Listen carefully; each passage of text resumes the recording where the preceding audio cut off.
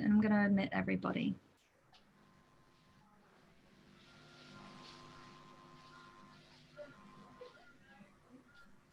Hello, everyone. Lovely to see some faces joining us this morning.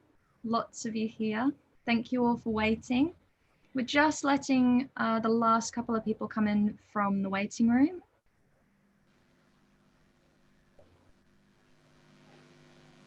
Lovely. All right, thank you all so much for joining us today. I would like to begin by acknowledging the traditional owners of the land on which I am currently seated, the Yagara and Turrbal people. I pay my respects to elders past and present and acknowledge that this always was and always will be Aboriginal land. It is my absolute pleasure to be here with you all today for the Summer Reading Guide launch with special guest Kate Evans.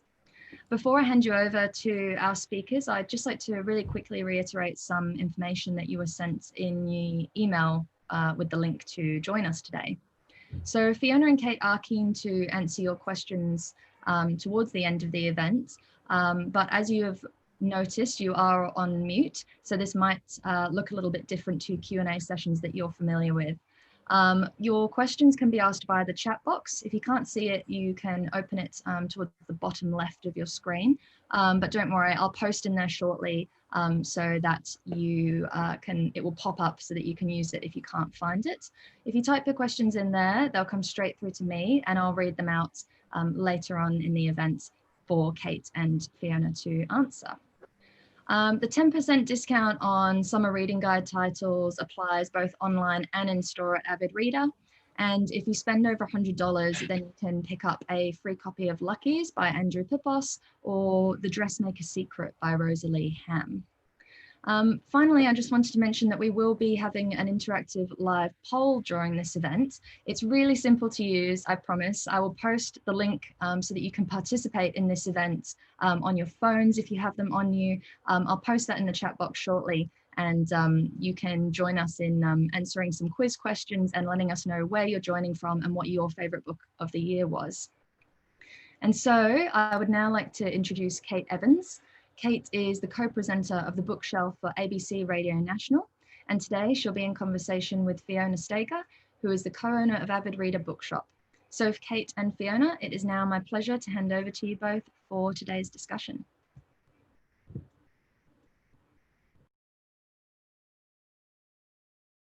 Sorry, that's first Zoom bingo where the speaker is on mute without realising. So I'll just say again, welcome everybody. Thank you so much, Emma Kate. Thank you all for joining us, and a special, very warm welcome to Kate Evans for agreeing to join us in celebrating the best of summer books that we've got to look forward to. Now, Kate, I'm a great admirer of yours. I think you do an amazing job. I know you're an avid reader, you always have been, but you're also a professional reader. So to you, how do you describe yourself as a reader? You know, what kind of reader are you? One of the things that I think is very lucky in doing this for a job is that I have always actually read quite quickly. And that's something that has just always been the case for me. But when I have to read for a deadline, I can actually make myself read faster. And I do read all the words in a book. I'm not a skim reader, but I'm somebody who's able to concentrate quite with a lot of focus. And part of what makes a difference for me is actually the physicality of reading. So I like to sit at a desk with my book, with a pile of post-it notes, and I'll actually show you some of my books because it might make you laugh. They actually bristle with post-it notes because I like to make notes as I go. But when I need a break from the reading that I'm doing for deadlines and for work, I will pick up another book. So reading is absolutely central to both my sense of self, how I shape the world, how I shape my time. So I'll take a break from reading by reading. You probably do the same, Fiona. I do, and I wonder, do you read differently when you're doing that? Do you change how you think about a book when you're reading for your own pleasure as compared to reading for work? That's actually a really complicated and quite difficult question, because I try to read as anybody reads, in the way that I immerse myself in a book and react to it. But of course, part of my brain is also thinking, particularly if I'm interviewing somebody, more than if I'm doing a review. If I'm interviewing somebody, I'm also trying to think about how I might get into a discussion about the book. So I will always be alert to that as well. But I'm trying very much to read as we all read. But I also find the word pleasure a sort of curious one for reading, because, I mean, why do we read? I mean, sometimes it's pleasure, but sometimes it's to be confronted or brutalised or to be made to think. So it always feels to me like the pleasure of reading isn't enough to describe what reading does for us, because sometimes I'm reading something that I am so immersed in and it's anything but pleasurable, and instead it's sort of ripping my heart out for all the best reasons. Or it might be a very cold read that's quite an intellectually engaging one. So, I mean, I think we all read in so many different ways, but I guess to get back to your question, where there is a slight difference is that when I am reading for work, I want to keep track of where I had those moments of pain or pleasure or curiosity. And that is why I am a devotee of the Post-it note.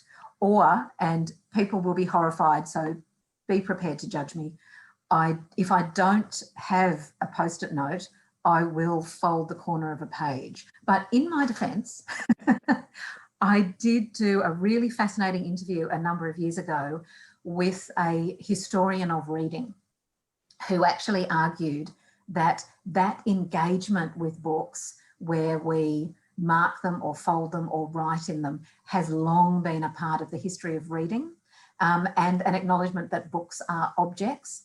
And he said where it changed and where people started to make judgments about it was actually with the rise of the lending library in the late 19th century, because suddenly they were not private objects, they were public ones.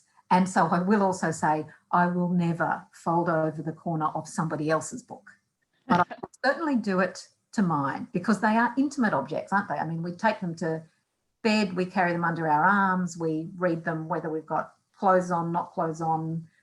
You know, they see all of us, those books of ours. Yes, they do. And I'm certainly, I do turn the pages down, often because I'm reading advanced reading copies. So I'm reading books in proof. So I'm reading them before they actually become real books. So I feel I can justify it because often sometimes I keep those books, but often I recycle those ones because you can't keep every book. And these books are more like printed paper, like they're not actually a book that you would want to keep and own forever necessarily.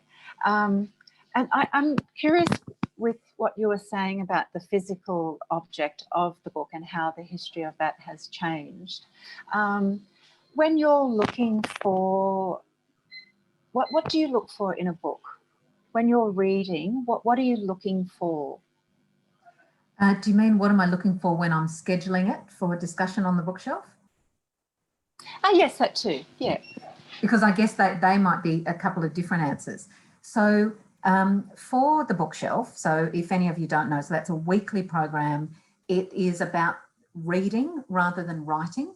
So it's not a program anymore in which I get to do a whole lot of interviews with authors. It's rather one where I'm speaking to other readers who are often writers or historians or academics, and with my co-host Cassie McCullough.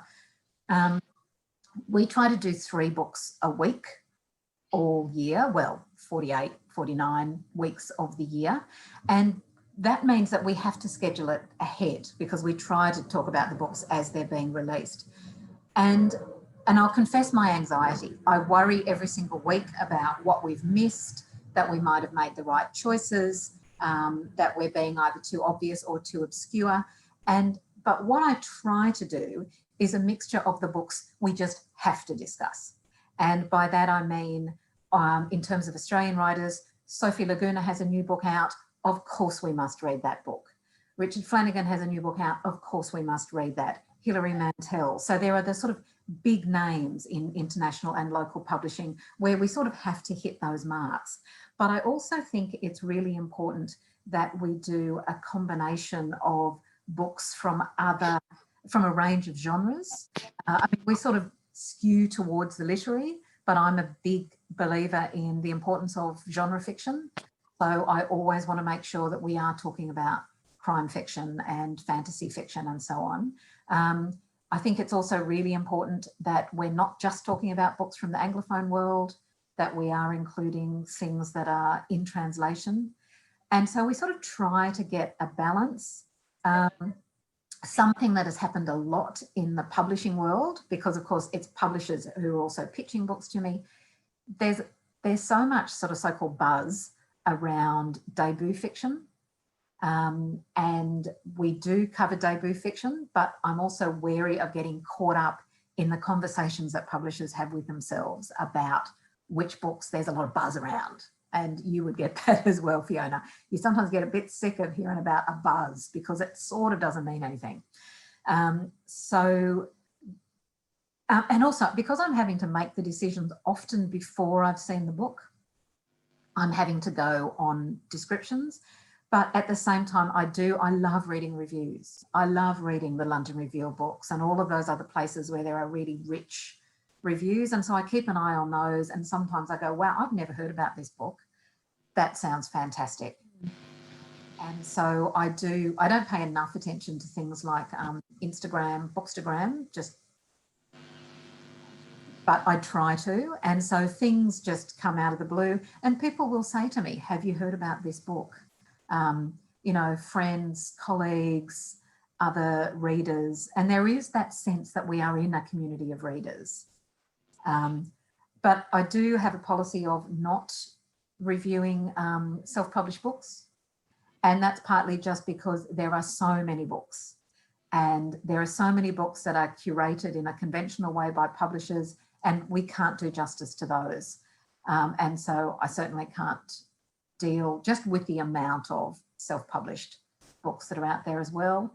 But I also think it's important that we aren't just driven by the biggest names of publishing, and that we do include books by smaller publishers. Yes, I agree. And I certainly understand that anxiety as well. Where there's so many wonderful new books are coming in each week and especially each month. And I know that the blood, sweat and tears that have gone into writing them, into publishing them. So I do feel this weight of responsibility because there are some books that they just sell without me having to read them.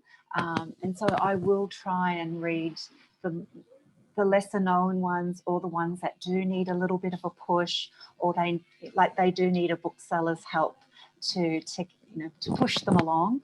And similar to you, Kate, booksellers, we all talk, and especially the indies, we all share books. So it's not a competition. We're all going, have you read this one? Because we're always trying to make that book. I think we'll share it, because if the indies get behind a book in Australia, we can really make a book, because indies make up about 26-27% of book selling in Australia, which is huge, especially compared to the US, where it's about 8 or 9%, and in the poor old UK, it's only about 3% of books are sold in independent bookshops, and we know that as well. And so having those conversations with booksellers is actually really valuable. In fact, I remember it was you who first introduced me to Patrick Ness's writing.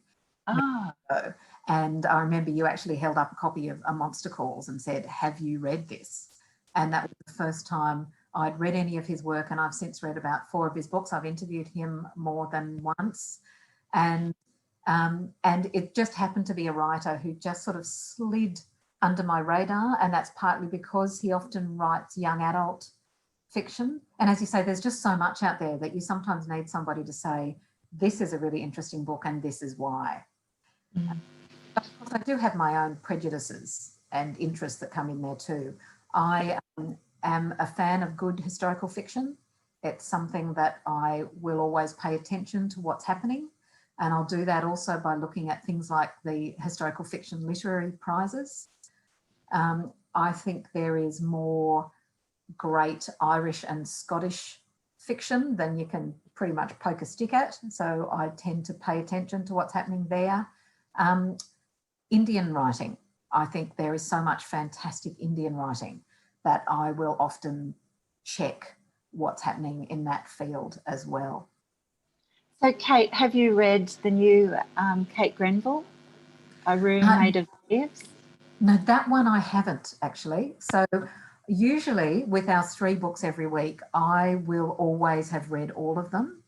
And that one just came up in a week or fortnight when I was really busy. And I knew that Cassie McCullough was interviewing Kate Grenville. And so I just said to her, you're going to have to take the lead on that one. So sorry, the first specific book you've asked me about, and I have to say, I'm ashamed. Because I read it and I loved it. I read it in the middle of those first 6 weeks of COVID, and it was a book that really hooked me. So for those who haven't read it, Kate Grenville has recreated the life of Elizabeth MacArthur. And her husband is the one that we know who supposedly brought the merino to Australia. And but of course, it was Elizabeth's work. She was the granddaughter of a sheep farmer. And what Kate Grenville has done a wonderful job of recreating this woman's emotional life by the conceit is that Kate Grenville, the author, has uncovered a cache of unknown letters. And I really, really liked it. It was one that I was there straight away. And I think that's what I've been looking for this year, books that I'm there on the very first page, on the very first line. I'm finding that I couldn't devote myself to too much to a book that wasn't going to take me there straight away. I think that was a sign of stress, but I wasn't able to give a book 20 or 30 pages. I had to be there from the first moment. And that leads me to my next question. Did COVID change your reading at all, Kate? It did, in that, look, I'm sitting here at the place where I have broadcast and recorded all of our programs and all of my interviews this year. So I'm sitting at home in my lounge room. You'll even occasionally hear planes going overhead. So I've been working from home since April. And as the world changed, one of the things that happened was that the woman who's the head of Radio National contacted me almost immediately and said, books are really important and they are going to be increasingly important this year. People are going to be at home. It's going to change what they're reading. And so that changed some of the programming that we did, which I know we're going to talk about in a minute. But in a way, my workload increased and my reading load increased, but it didn't change the books that I was looking for me the way that I know it did for many other people. I've spoken to lots of people all around the world, and I was really struck by how many people were turning to poetry and were turning to shorter things under COVID, and also looking for that immediate, being grabbed on the first page. Whereas I actually was talking to the writer Tegan Bennett Daylight recently, and she was saying that she's sort of an immersive reader. She just throws herself in and paddles about, and it doesn't matter if she doesn't know what's going on. And I realised that's the type of reader I am. So I'm quite happy to read something where it starts and I think, I've got no idea what's going on here, and just to trust that it will make sense. And in fact, I quite like that. And Susanna Clarke's novel Piranesi is probably one of the most extreme examples of that. For about the first 50 pages, I thought, this is entrancing. We're in a wild house that is a whole world. It's like a ruined castle, the sea's coming in and out, and I've got no idea.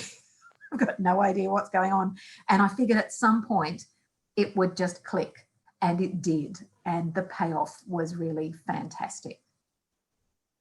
But having said that, it's been a favourite. Sorry? It's been a favourite of some of the staff here as well. They loved it. So what were you going to say, Kate? But sometimes it is just a relief, though, when you open and on the first page you're swept away. And the book that I'm finishing reading right now is called Thomas McMullen's The Last Good Man, and it's going to be out in about a week, I think. And in that very first page, you're taken into a slightly dystopian world. There's a chase scene. You're on this wild moor of people getting sort of chasing a man who's caught in the mud and the mire, and it's so vivid and it just takes you somewhere else straight away, in a way that was very, very cleverly done. I've read a little bit more speculative fiction than what I normally would, and I'm not quite sure what it was, but I read and loved Kate Mildenhall's The Mother Fault. Yes. I think that's in the guide as well. And so she is a Melbourne writer. This is her second novel, and it starts with, it's set in Australia, and it's slightly in the future. Society has changed, and all the things that have changed, it was for our own good. So society's moved along, things changed, like we all now have implants just near our thumbs, but that was for our own good. And society has accepted this. And it's the story of this woman, Mim. She has been a geologist. She's looking after the two kids. Her husband's working overseas as a geologist. She's a little bit resentful that she's had to give up her career. And then suddenly her husband just disappears off the radar. He stops contacting her, and she has to go looking for him before the department finds him. So it becomes like a road movie with a road story with a difference. Have you read that one, Kate? I really liked The Fault. By the time I came to that one, though, I was getting slightly sick of both grim dystopias and books with the word prescient on the title. It's like, yes, we're living in the middle of a pandemic. Do we need to read another book about a pandemic? Having said that, I really liked The Mother Fault, and I think it would actually make a terrific film, because it's sort of like a James Bond chase scene, but she has to have her two toddlers with her. And the other one that I really liked that was also pandemic, dystopian and terribly prescient is Laura Jean McKay's The Animals in That Country. And that's partly because it's about a pandemic, but it's not about the one we're living through. Instead, it's one that affects how people can understand animals. And so suddenly the little anxious ants wittering away, and your furious dog, and the terrified, mice in the corner, you can hear them all. And it's so clever, because rather than just putting a sort of magnifying glass on the life we're living, she skews it instead through a different type of glass, which made it more interesting, because we're living such a magnified life as it is, that it has to be very well done if we're going to read about it on the page. Otherwise, we maybe want a different perspective on it. And I thought both The Mother Fault and The Animals in That Country did that. Mm-hmm. And I wanted to ask you about the Writers' Weekend that you were part of on Radio National, and then also the Facebook group, ABC Book Club, which there's over 17,000 members there now. And I know that it's been really important for people to find out about books, but it also seemed to be about connecting with other readers. So how did both those ideas come to be? Well, they both came out of it was very close to lockdown happening, and it came out of that conversation with Kath Dwyer, who's the head of Radio National, and she rang me on the weekend when everything just suddenly changed. And as part of that conversation about how important books were going to be, she said, what would you think about, developing some sort of book club? And of course, you know, your mind then goes off in 28 different directions because there are so many different ways of doing that. But the challenge for a national network on the ABC is that we are in different time zones. So we can't have a talkback program because it excludes too many people, and also because we were broadcasting from home and everything, and we couldn't be live. So everything was complicated. And so that there was that conversation. And then parallel to that was all of the involvement we usually have as a network with writers' festivals. So the Sydney Writers' Festival was cancelled. I mean, festivals, I think there were like 15 festivals that were cancelled. So this was part of that whole conversation. And so we decided to set up the monthly on-air book club, where we wanted to sort of put a focus on a newish book. But then we realised we couldn't just do that because we can't presume that people can afford to buy books, that people would have access to libraries of new releases. And so we added an older book to every, so we sort of paired them for that. And then we set up the Facebook club, not having any idea really what it was going to be like. And that has become the most generous, engaged discussion group. Like, it's just wild. The number of times people, they will say, you know, this is what I'm reading. Here's my stack of books. What should I read next? Or they might say, I want to give something to my 25-year-old daughter who likes this and this and this. And so the discussions have just gone off. And then meanwhile, we thought, well, what about all of those discussions that we have with international and local writers for the Writers' Festival? So suddenly we did that with quite a small lead time, like it was about 5 weeks, to do the big weekend of books. And so there was just a lot of discussions behind the scenes about who the writers should be, who we should interview, what sort of formats we would do. And so, for example, we put in requests for Margaret Atwood, who just didn't get back to us, and that didn't happen. And I had actually recently interviewed her on stage in Sydney. But I had also interviewed, I think I'd already interviewed Bernardine Evaristo, who wrote Girl, Woman, Other, another book that I just think is quite wonderful. And so we then just sort of looked around to try to get a range of people in that discussion, and also to pull in other colleagues on Radio National, because although it's the book show and the bookshelf that do fiction, books are a core of what we do. And, you know, I'm surrounded by colleagues who are readers, who engage with writing. And I mean, this is still going to be one of my career highlights. I think I got to spend an hour interviewing Hilary Mantel, a writer who I have admired for many years. And I had, you know, I'd read all the books in the Wolf Hall series. I had already read and written an article for ABC Arts about The Mirror and the Light.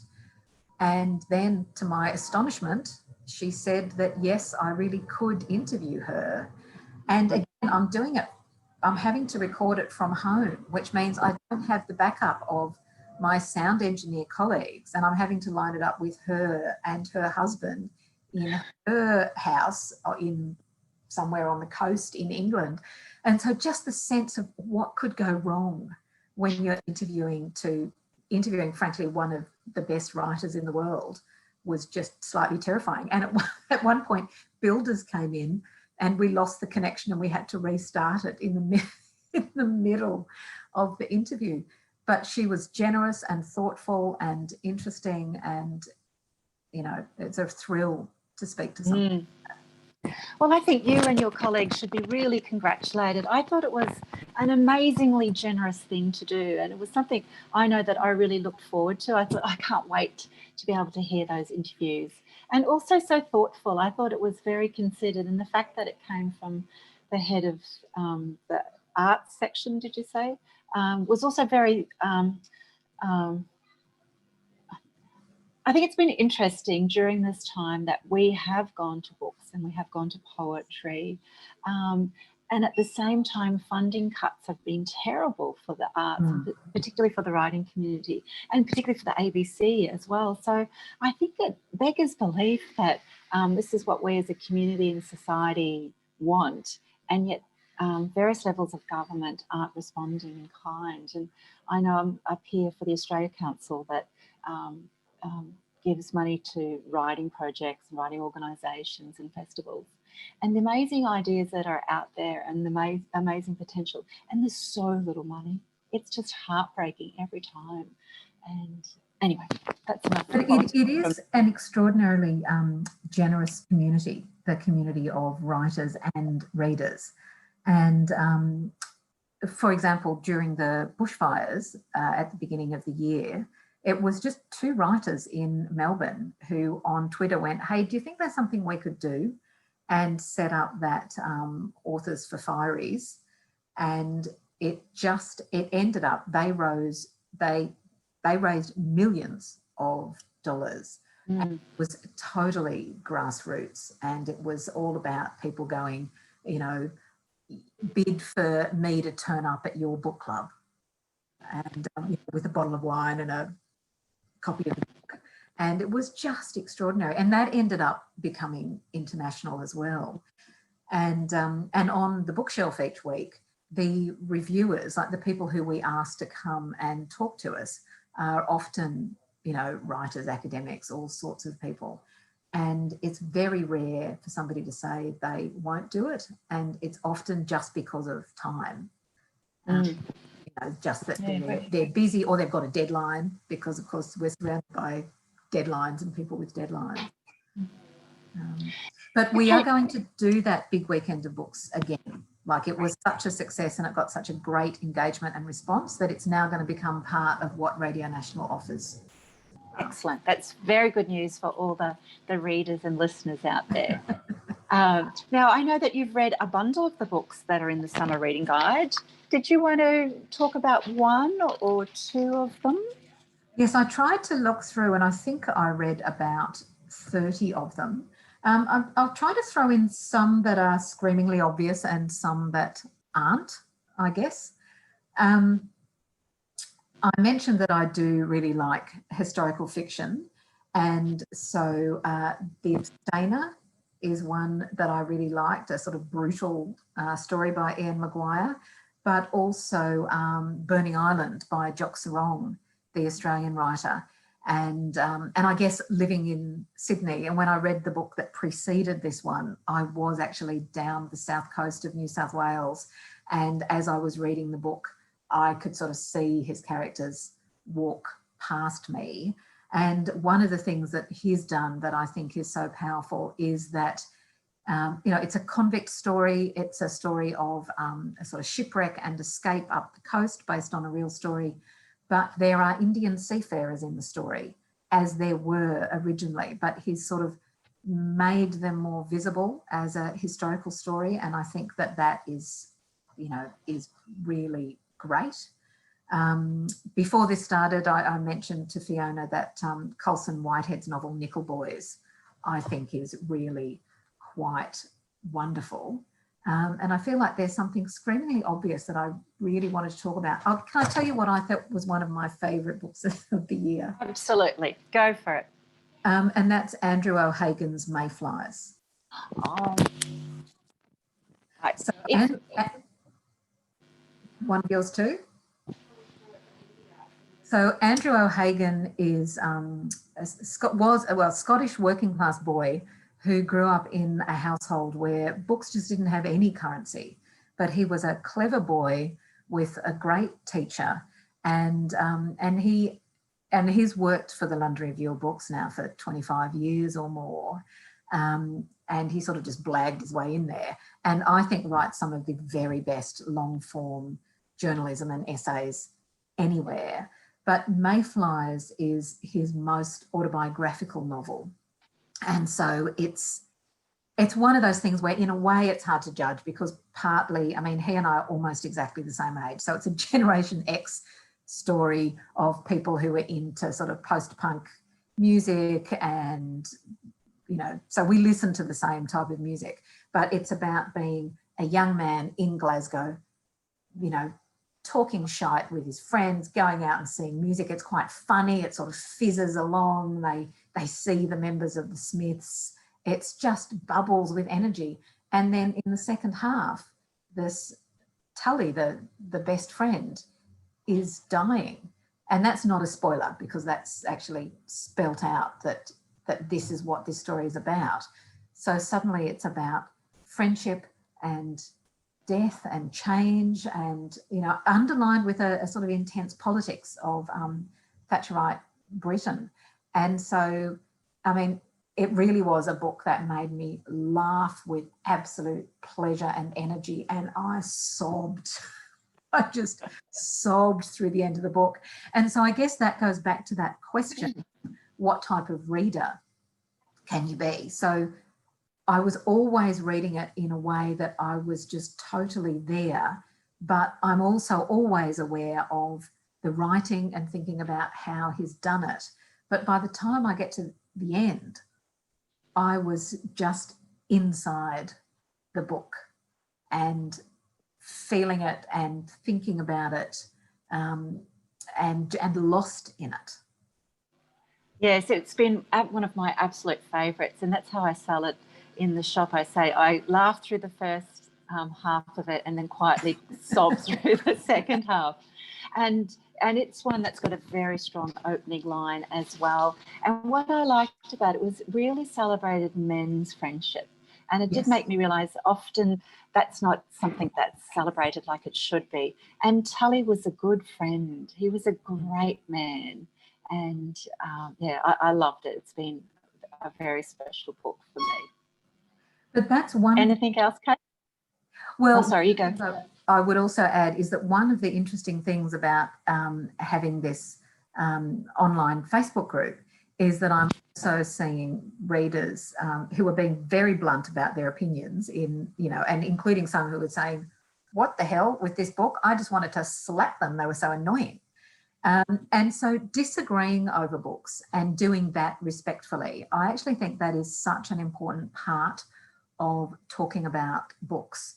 And so I feel like I can, you know, it feels odd to be sitting here talking to you on my own because usually when I'm doing this, I've got my colleague Cassie McCullough and, you know, and we talk about books every week. And I think we're quite different. Oh, cue the motorbike going past. So I think we're quite different readers. And I mentioned, for example, that historical fiction is something that I really like. And I am usually reading with a sort of feminist perspective on the world. The book that Cassie and I have disagreed about the most this year is Maggie O'Farrell's Hamnet, which is probably, I imagine it's quite a bestseller for you. Is it going very well? Yes, it has. I really liked Hamnet. And I mean, again, it ended up being the story of a plague, a story of a family, a story about grief, a story that takes us running through this town, telling the story of William Shakespeare's family. And he is never named and he doesn't speak and we don't meet him. Instead, it's a story that takes a sideways look. For me, that was very satisfying. For Cassie, that was so frustrating because she felt like it was an opportunity lost.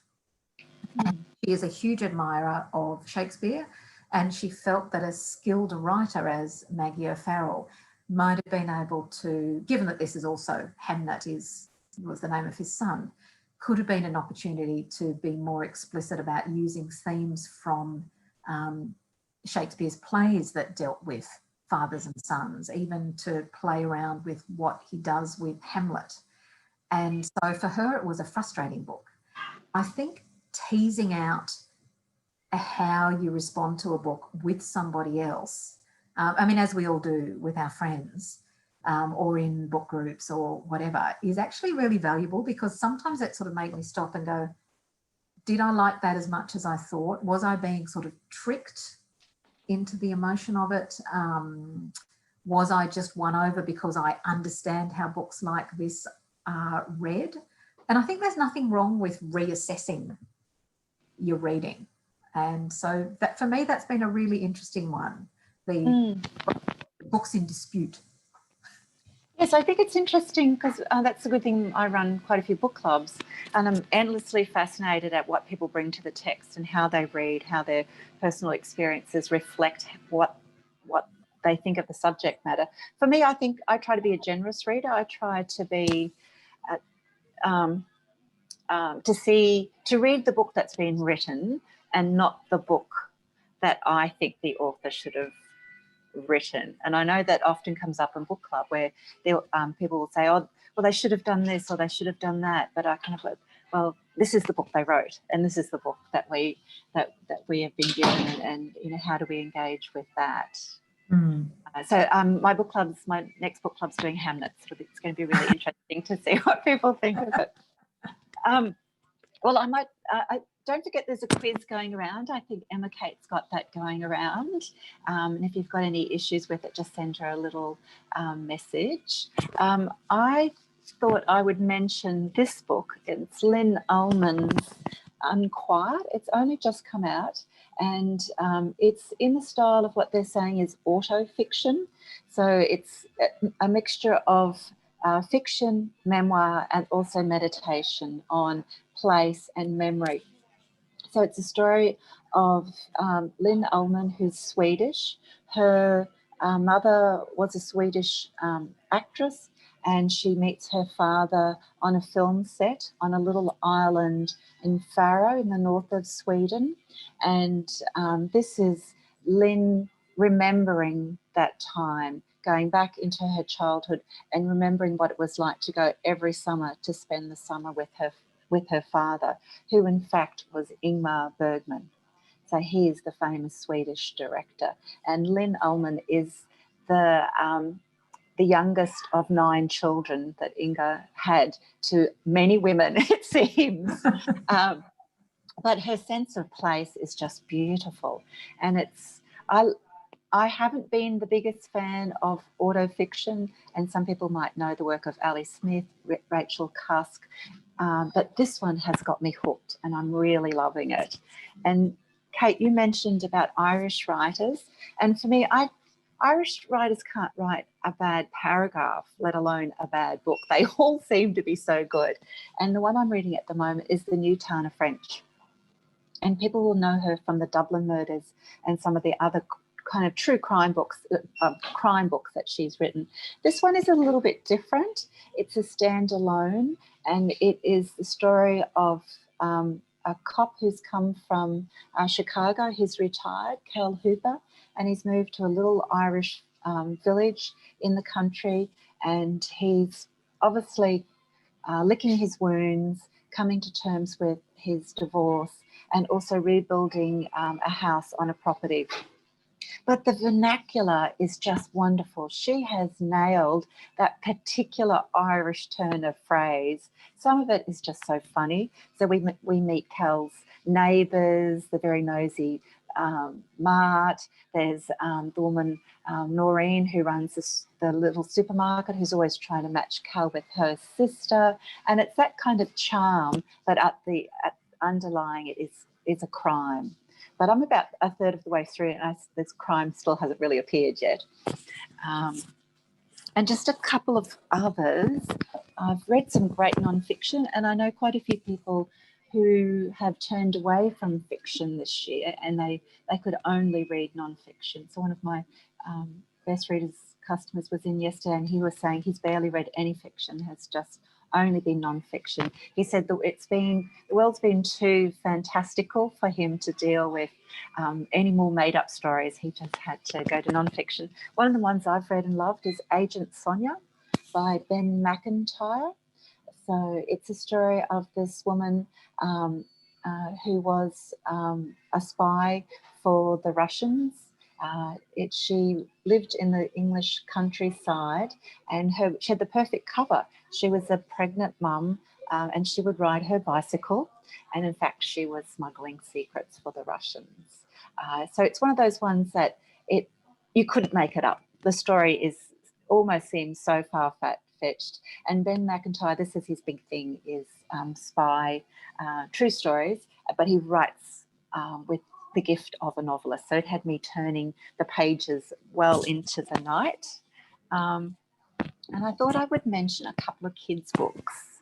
So one of them, which I just love, is this book Windows by Patrick Guest and Jonathan Bentley. They've both written previous books, both together and apart. Patrick Guest is not only a fine author of children's books, but he's also a physiotherapist, and he lives in Melbourne. And he and his wife made the very difficult decision that when the pandemic hit, Patrick would move out of the family house because he has a child with a chronic disability, and he didn't want to risk bringing COVID into the family at all. So he would go and visit the family, and he would talk to his son Noah from the window and play games and things like that. So this is his response. So he's taken he's made a very personal story an international story, and by doing so, it's a beautiful gift. I'm describing this as a time capsule for the year. So if you can bear with me, I'll show you a couple of the pages. So it starts off, and it's the children looking out of their windows, looking at the clouds, and that's quite a Queensland street. And then it jumps to a boy looking out of a window in much more of a New York brownstone.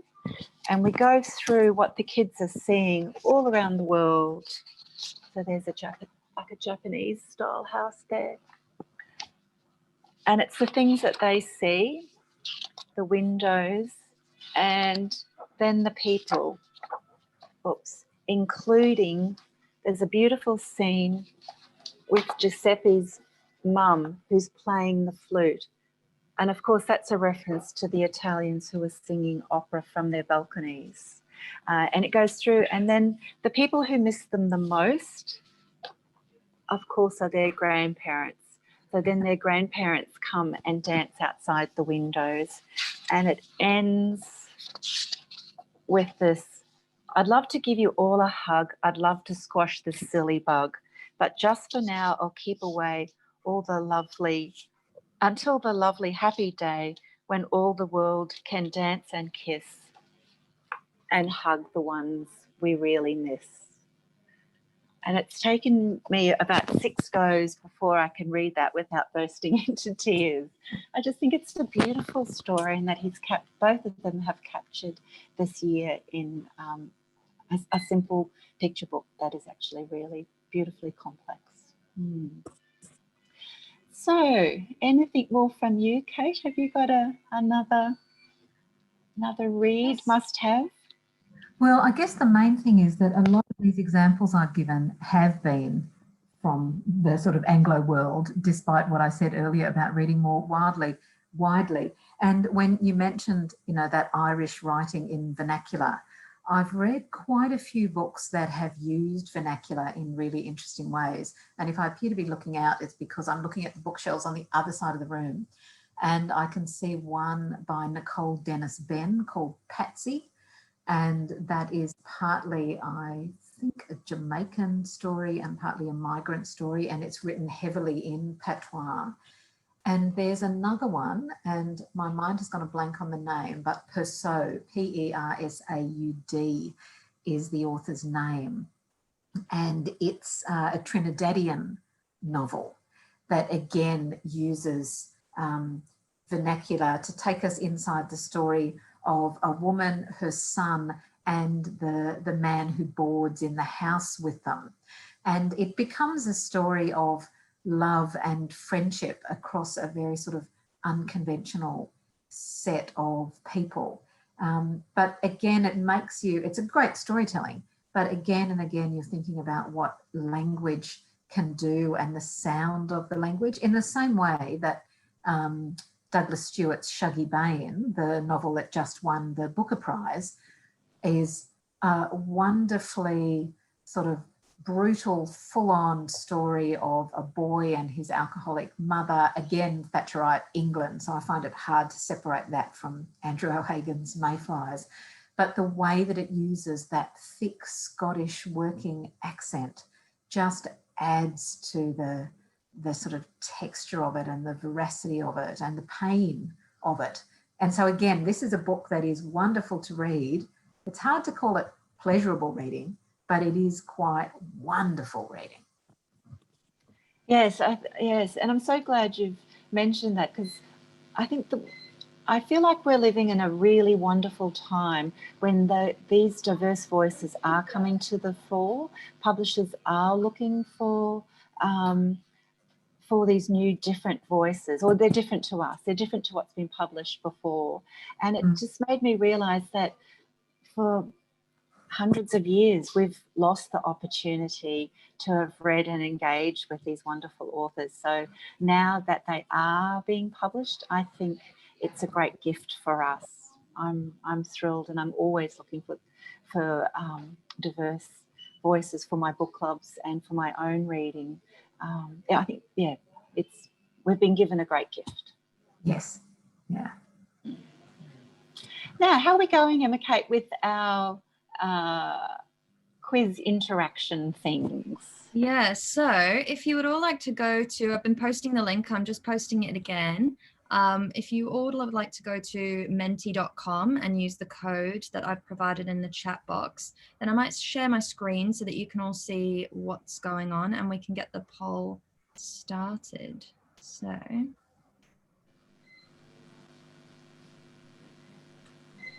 will just make it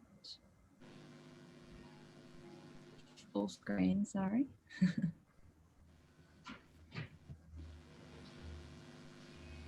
So are you all able to see the poll there? Lovely. So if we start now, you should be able to type in on your phone where you're joining us from. Brisbane, a couple of people joining us from Brisbane, lots. So this works as a cloud. There we go, Queensland. A few Gold Coast. Lovely. Lots of locals joining us today.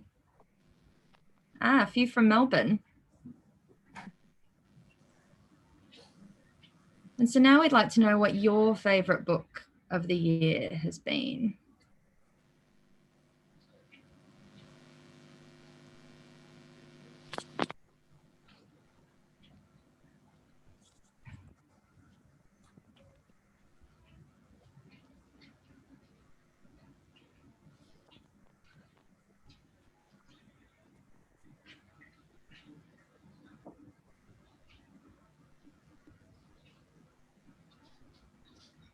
Some great picks there. The Yield is one of my favourites as well that I read this year. The Plague, definitely one which sold well at Avid Reader at the beginning of the year, I know. Lovely. And so now we're going to have a little bit of a quiz, if you'd all like to join. So we've got a couple of people here.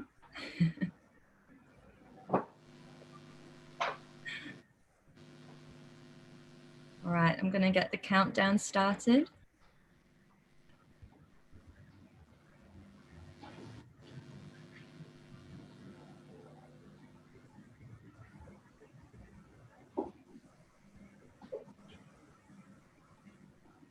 So the fastest person will get the most points from this. So which is our best-selling fiction title of 2020?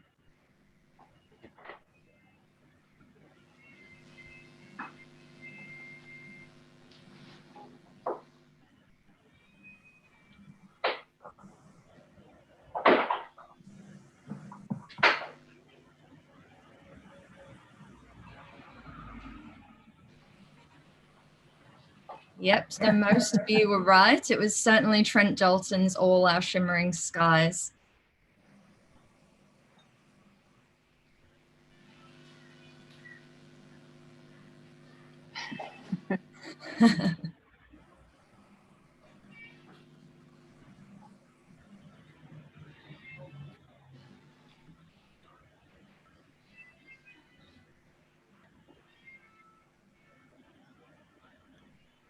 Which do you think our best-selling non-fiction title of 2020 has been?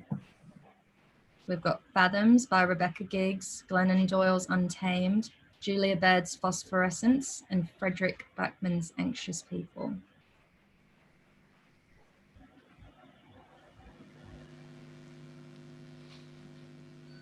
Yep, that's right. It's definitely Julia Baird's Phosphorescence. It's been very popular since its release, and it's maintained a position in our bestsellers list for quite a long time, hasn't it, Fiona? It certainly has. There. Lovely. So we've got some very fast responders here.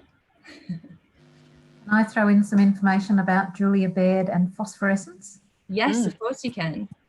That big weekend of books that we were talking about earlier, most of those discussions are going to be replayed over Radio National Summer, and it's on Christmas Day at 6 o'clock at night. The discussion between Trent Dalton and Julia Baird that was hosted by Meredith Lake.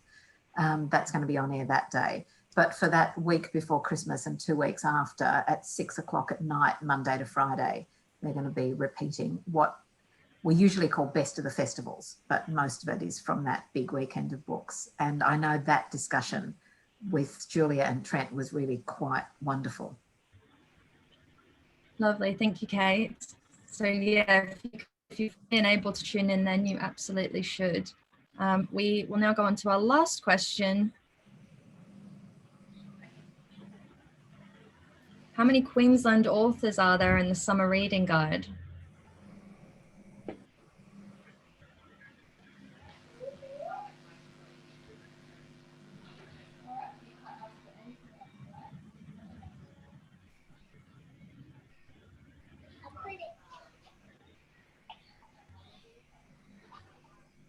So there are actually 12 Queensland authors in the summer reading guide, and I highly recommend that you grab your copies and check out how many of them you haven't yet come across, because there are plenty of, thanks Bianca, I can see Bianca holding up her copy of the summer reading guide. I'm sure several of you have it. So KL, you are the winner of that quiz. Well done. Very quick responses there. Thank you all for playing along with that. We now are unfortunately out of time. This has been such a great launch and a really lovely discussion between Fiona and Kate. Kate, it's been lovely to have you as our special guest. Thank you so much. Do either of you have any last comments that you'd like to make before I open up the Zoom room and let everybody join me in thanking you both for this discussion? Well, I just wanted to really thank you, Kate. I think that was wonderful. It's really given me food for thought. Not just what we read, but how we read. And so it's the art of reading, but also the art of talking about a book. You know, how do you discuss a book? How do you disagree, or how do you engage with the book with others? Because while reading's a solitary activity, we're also much more engaged with wanting to talk to other people about books. So thank you so much for sharing your wisdom. Well, and thank you. It is lovely to be talking about books in a different format. And I wonder if I could just leave you all with an idea that we grapple with every single week on the bookshelf. And I know it's something that I will experience as soon as this finishes. We call it reviewer regret. And so that is when we finish the recording and are just full of all the things that we didn't say, the things we said wrongly, the half-assed arguments, the things that we missed. And so even in this one, we'll finish and I'll go, but I didn't talk about the most important book the entire year. And so that thing that we all have every day when, you know, you finish an argument or you leave something and say, I wish we had blah. I have that intensely in terms of books every single week, to the point where Cassie and I warn all our guests about it every single week.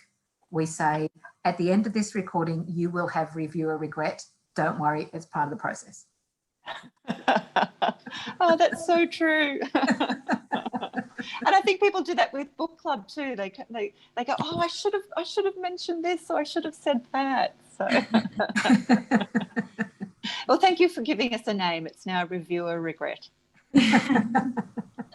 And thank you. And it's very nice to be looking at Avid Reader Bookshop, which was my local for the 7 years that I lived in Brisbane, but now I'm back, and I do know just how important independent bookshops are for the whole industry, for writers, for all of us, really. So thank you. Thank you. Thank you so much, Kate. Thank you, everybody. Thank you, you. Emma Kate. I'm going to invite you all to take yourselves off mute because I can see some clapping. So if you want to take yourself off mute, then you can join us. Thank you all so much for attending. I've had several comments saying that people are going to be coming into the shop today to pick up copies of the books that have been discussed, which is lovely. Thank you. Please don't forget to mention that you attended the summer reading guide today. All right. Thank you so much, everybody. Have a lovely rest of the afternoon, wherever you are. Thank you. Thank you. Thank you. Bye. Thanks, Kate. Bye. Thanks, Fiona. Bye. Bye. Bye. Bye. Thank you for